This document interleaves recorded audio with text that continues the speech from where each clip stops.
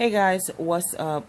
I just want to come on here and do like a little story time, I guess.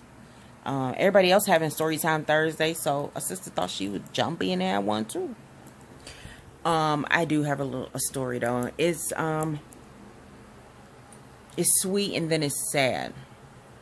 Okay, so my mother-in-law, she's my stepmother-in-law. She's my husband's stepmom. Her and my father-in-law, they were married for like 8 years. Then they got a divorce, and then they were still dating after they got their divorce, but she was living in her own apartment and he was living at his brother's house. But they still was dating. They still was in love with each other.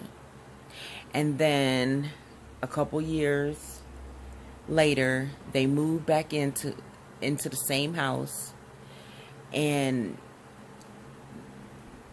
I thought that was the most beautiful thing ever, that they could marry, divorce, live together. I thought that was beautiful because that lets you know right there was mad love, like mad love between them two.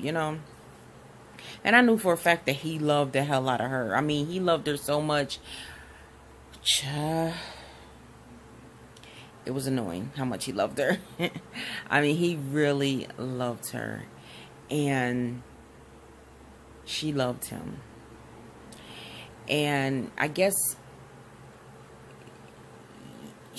that was what, let me see, that was her second husband.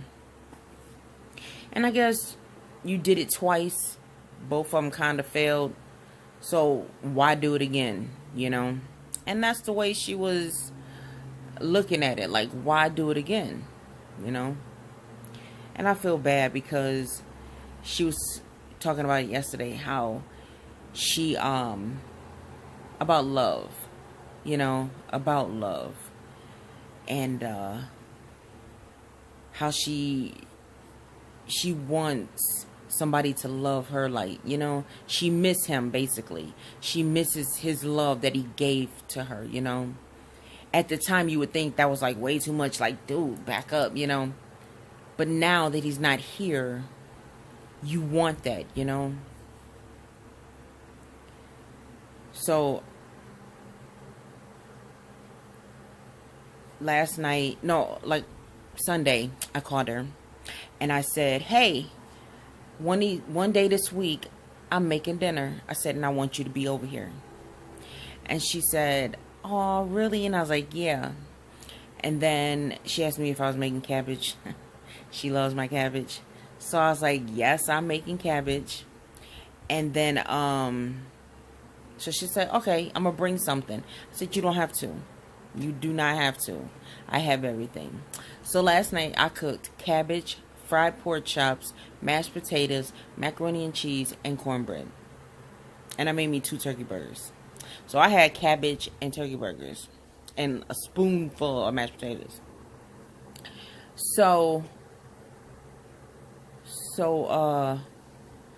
yeah, she came over for dinner. She loved it. She said, oh, I'm so full. That was delicious. I was like, you're welcome. I had to give her some soul food. So I made sure she went home safely. And we're going to do it again. I told her we're still family. Regardless, we are still family. You're not going your separate way, and I ain't going mine. We need each other. And she said, we do. We do. And I just feel like she's being left out. I mean, even though there's nothing happening, I just feel like she's in that apartment every single day by herself. I just couldn't imagine.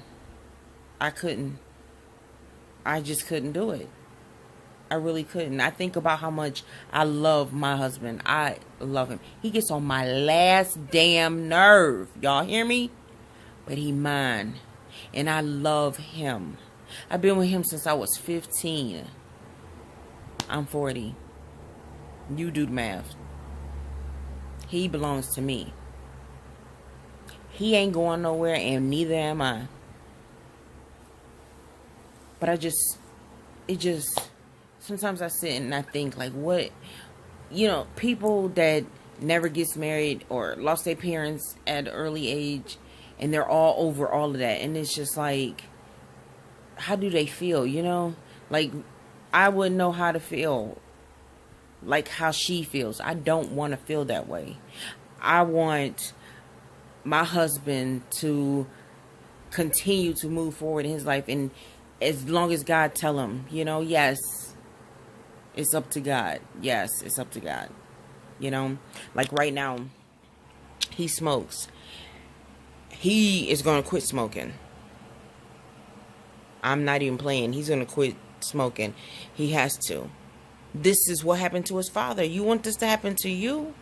And I keep trying to talk to him and tell him. Y'all just don't understand this man. It's driving me crazy. He really is. He does. He drives me bonkers. So I'm doing nothing. Thought I'd come in here and do a little story time. I went to the doctor's today. I got 8 shots in my neck, 4 on each side, and I got 1 in my hip. They was just little trigger points. That's all they was. Trigger points. And then I go October 4th for the first part of the procedure on my back. So I'm gonna need a driver that day. So I already told Lexus, like, girl, I'm sorry, but you're gonna have to miss your first classes because your mama needs you. Sure. And I'm gonna need her. Oh, you know what I found that is so freaking delicious? Is Giant Eagle has this diet lemonade tea. Oh, it's so good. I bring it home. I pour it in one of my jugs that I walk around with. Add my sugar sweetener to it. Oh, tastes like regular freaking iced tea. Tastes so freaking good. I'm an iced tea drinker. I love iced tea, but since I've had my surgery, I think I only had like 2 gallons of iced tea since surgery. So I'm really not drinking as much iced tea as I was. But yeah, it is so good. So good. Then I found these bariatric pizzas. They're at CVS. That's around the corner from my house. I'm going to get those. And I have the website, so I can order them online or I can go get them. So yeah, that's what's going on with me right now. I know I haven't been on here doing any weight loss videos. I do owe you guys some. I think everything's good. September 1st is coming up, so I hope and pray that I at least did something. Fingers crossed. Yeah, and we'll go from there. We'll go from there.